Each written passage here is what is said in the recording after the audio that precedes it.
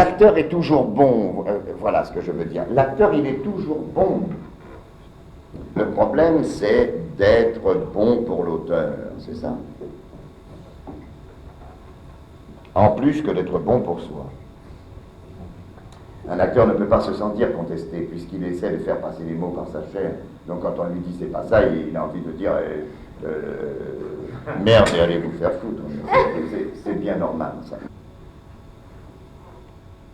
La grosse difficulté du métier d'acteur, c'est qu'il est obligé d'entrer dans des univers et dans des mécanismes différents du sien, et prêter sa sincérité à des mécanismes complètement différents du sien. Et il n'y a pas un auteur qui est à prendre de la même manière qu'un autre. On ne joue pas Marivaux comme on joue Molière, on ne joue pas Racine comme on joue Corneille, ou comme on joue Shakespeare. C'est des mentales différents, c'est des manières différentes de représenter la vie. Donc, nous devons tenir compte vraiment de ça. Un grand acteur est un monsieur qui, par sa soumission à l'auteur, sa soumission au personnage et son extrême orgueil de se montrer, arrive à canaliser des secrets qui tiennent à l'auteur, qui tiennent au personnage et qui tiennent à lui-même, arrive à les canaliser de façon à ce que le personnage, l'auteur et lui-même se disent des secrets à l'intérieur de ce travail à trois. Et une fois qu'il a les secrets du personnage et qu'il a les secrets de l'auteur, forcément l'acteur devient beaucoup plus intelligent. Et c'est notre travail beaucoup plus que de se torturer en se disant est-ce que je sens, est-ce que je sens pas. Si on est acteur, on sent, tu comprends. Alors c'est pas la peine d'en parler. Il faut pas. C'est pas ça l'essentiel. L'essentiel, c'est comment travaille-t-il avec Molière, comment travaille-t-il avec Pinter, comment travaille-t-il avec Strindberg, comment travaille-t-il avec Racine. C'est ça. C'est ce que je sens comme maintenant, ce qu'il y a de plus important dans le métier. C'est un métier où il faut toujours contester, se contester toujours. Avoir comme meilleur ami dans la main l'auteur. C'est comme avec un personnage, tu ne peux montrer la qualité que par le défaut. C'est le défaut qui fait voir la qualité. Mais un acteur a toujours du mal, de la répugnance à montrer les défauts d'un personnage. Moi, je suis comme ça aussi, hein, pas plus malin qu'un autre. Alors que ce qui est beau dans un personnage, c'est quand tu montres un défaut énorme, une horreur, et qu'une seconde après, tu le rends moins monstrueux. Et là, tout à coup, sa qualité humaine, si tu veux, devient absolument bouleversante. Alors, comme l'acteur a tendance à prendre le personnage à son compte, forcément, il lui prête les meilleures intentions qu'il a dans le cœur, bien entendu. Mais il faut se méfier. Mais tu es troublé en ce moment. Moi, je le sens, tu es troublé. Mais c'est bon d'être troublé, parce que si tu sors du trouble, après ça, tu auras fait un progrès formidable. Alors on se traumatise parce qu'on se dit, c'est mes dons qui sont en cause, ou c'est ma façon de comprendre, ou c'est ma façon de concevoir, enfin, etc. Et que c'est pas ça du tout.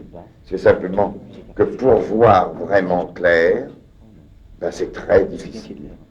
Parce que voir clairement les choses de façon à pouvoir les réaliser, eh ben c'est pas commode. C'est pas commode du tout.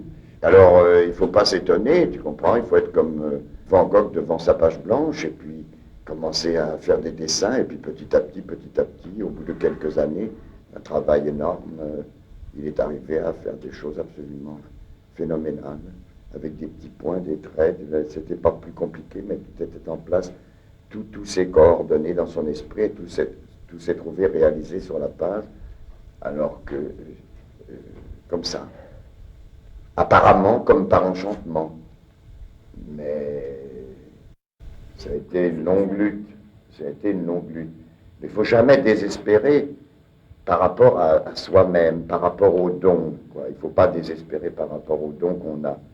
On ne peut pas douter de soi, donc on ne peut pas être ni trop euphorique, ni trop désespéré. Il faut trouver un équilibre.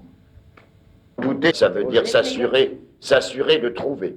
Mais toute entreprise humaine est comme ça. C'est-à-dire les choses s'obtiennent par un travail très long, très compliqué, quelquefois désespérant.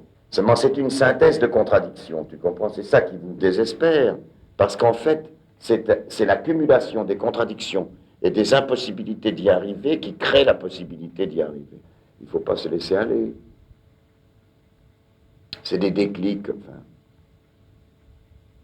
Et plus, plus on souffre et plus on peine, et plus il y a de chances que le résultat soit magnifique. Et puis quand tout va mal, tout va bien. Avec un travail à faire.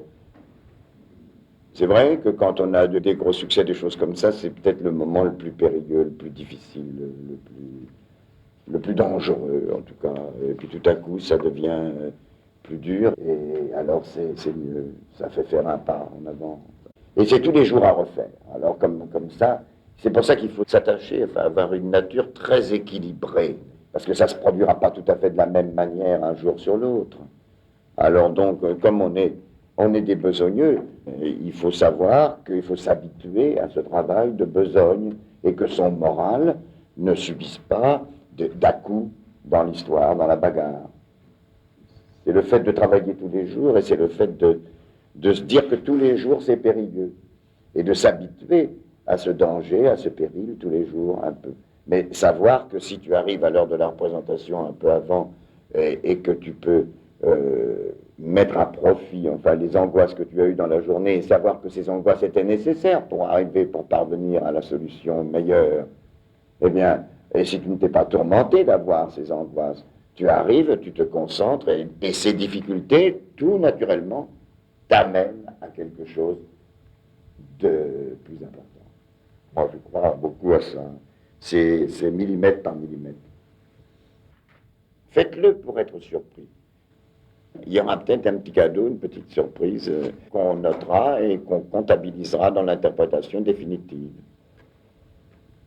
Tu vois, ce qui était très bien dans l'interprétation de Philippe et de Denis dans le Thomas Bernard, c'est qu'à chaque fois que je voyais la scène, je revoyais ce que j'avais vu avec des petits ajouts et une véracité des rôles qui était de plus en plus, comment dirais-je, intéressante, présente. Et il refaisait toujours exactement très, très, très bien la même chose. Et pourtant, tout s'enrichissait.